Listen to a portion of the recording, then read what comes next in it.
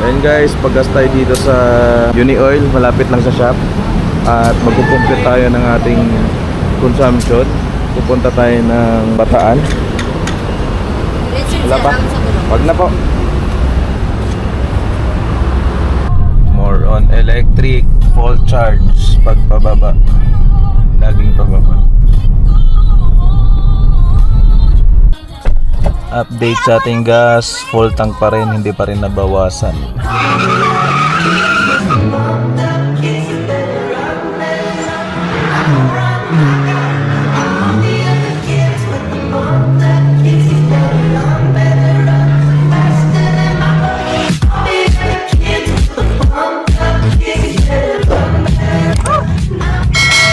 Pagkas tayo. Pa-vlog ako ng consumption nitong MG. Bugok ko. May mga bugok talagang nagmumotor yun, no? Signal na, malayo pa lang. Singit pa din. Singit pa rin sa kanan.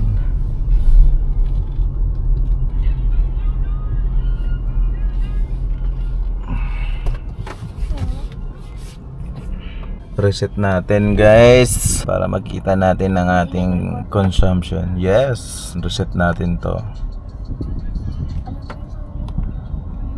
Reset natin to. So titingnan natin kung ilan ang magiging consumption natin balikan Quezon City and Morong Bataan. Ayan guys, paggas tayo dito sa Uni-Oil, malapit lang sa shop. At magkukumplete tayo ng ating consumption. Pupunta tayo ng Bataan. Wala pa? Wag na po. So yun guys, nakapagpagas na po tayo dito sa Uni-Oil. So yan, na-reset ko na rin yung ating trips dito. So titingnan natin kung ilan lang yung mauubos natin sa hybrid na sasakyan balikan ng Quezon City, Bataan, Quezon City. Samahan nyo kami sa vlog na to. Excited na akong malaman uli yung fuel consumption nito kasi last na long drive namin dito is sa Bulinaw. Bulinaw ba yun? Ano ba yun? Pangasinan. Batangas? Pangasinan? Kayo? Ay, oo. Ay, nagpa-bless.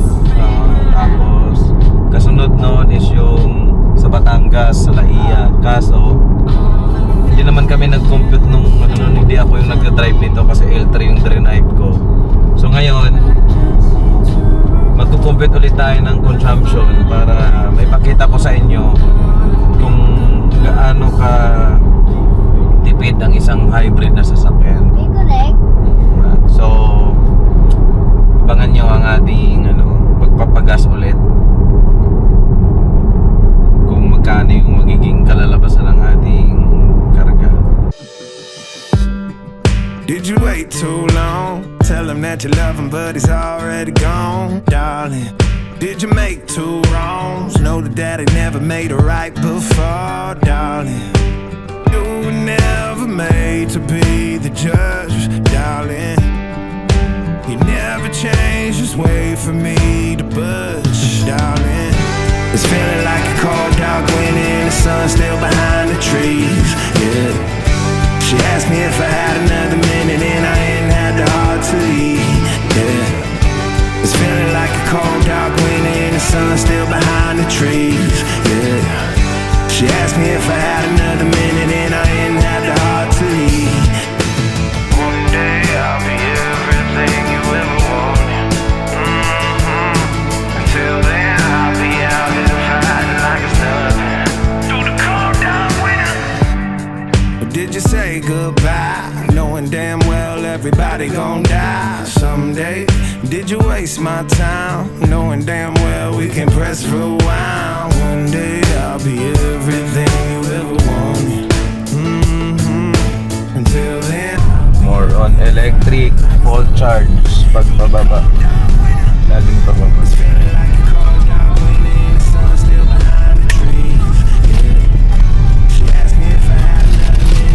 Ganda ng hybrid.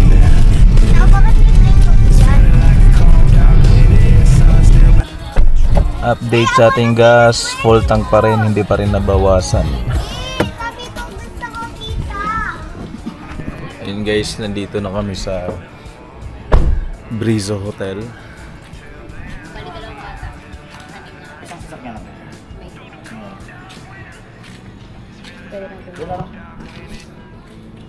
Pwede ko kita ko yung film. Mamaya. Sabi ko kita.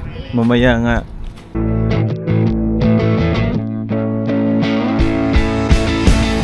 It's feeling like a cold dog when in the sun. And guys, papakita ko lang sa inyo yung area, yung Brizo Hotel and Beach Resort.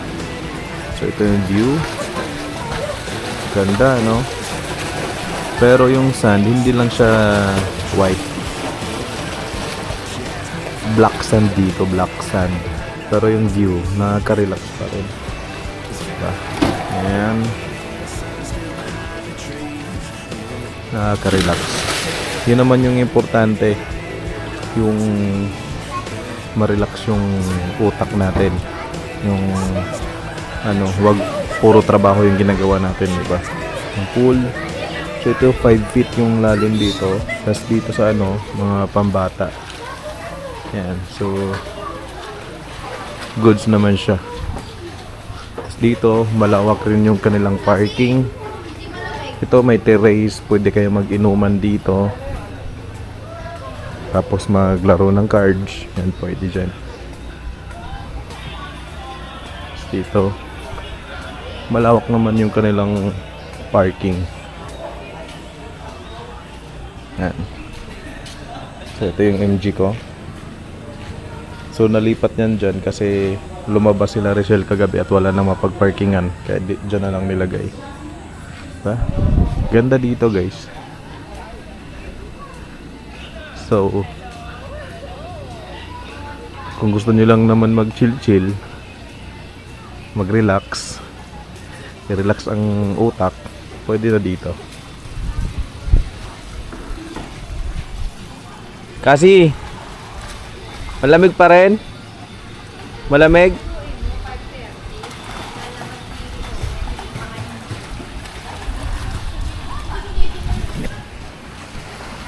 Uwian na. Nabawasan pala to na isang bar. Lumabas lang kagabi, nabawasan na ng isang bar. Hoy! 2 kilometro lang yung Dalawang tinakbo namin. So, yan guys, titingnan natin kung magkano yung aabutin natin sa ating consumption dito sa hybrid. Kasi text natin pala.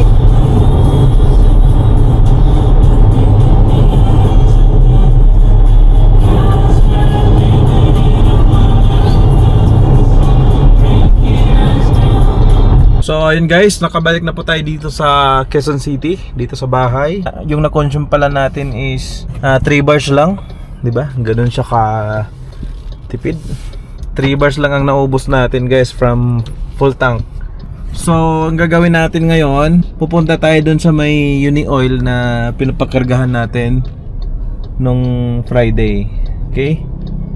So titingnan natin kung ilan ang magiging consumption natin. So doon tayo magpapagas kung saan tayo nagpakarga bago umalis. Okay? So malapit lang naman dito sa condo. Dito tayo nagpakarga bago umalis at dito rin tayo magpapakarga ulit.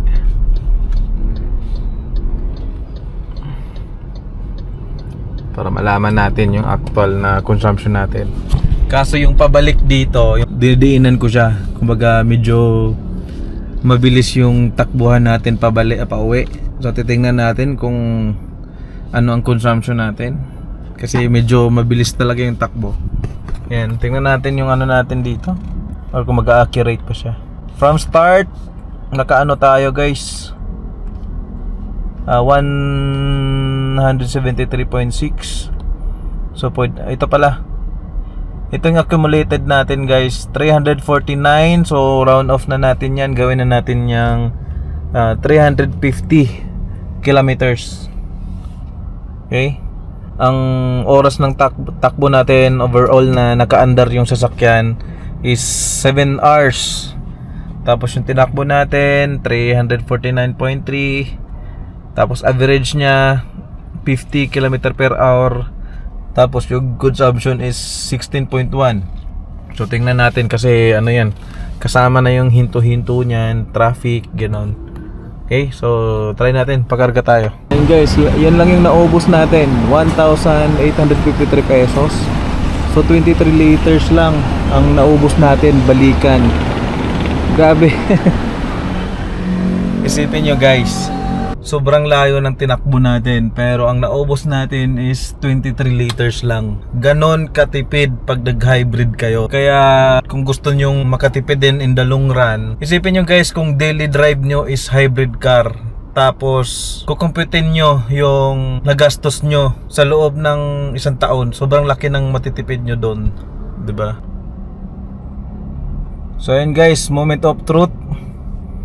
Kukumputin natin yung ating consumption. So i-round off na natin yan guys. Gawin na natin 350 divided by 23 liters lang yung naubos natin. 23. So yan yung average na fuel consumption natin guys, 15.2. Pero dito sa ano natin, sa gauge natin is 16.1. So hindi siya nagkakalayo, 'di ba? So sobrang tipid niyan. Sobrang tipid niyan, guys. Kasi dalawang sasakyan nga pala kami.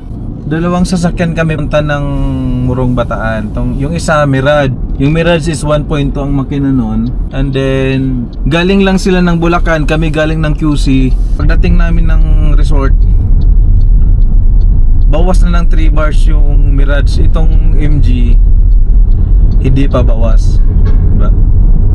So ganun siya katipid guys. Isipin nyo, yung takbo is hataw, and then combination ng traffic kasi holiday, nagkaka-traffic yung expressway. So pagdating ng ECTEX medyo maluwag, so may time na binibilisan natin yung takbo natin, 'di ba? So lalo na siguro guys kung sobrang chill lang yung driving mo, yung 80-100 lang.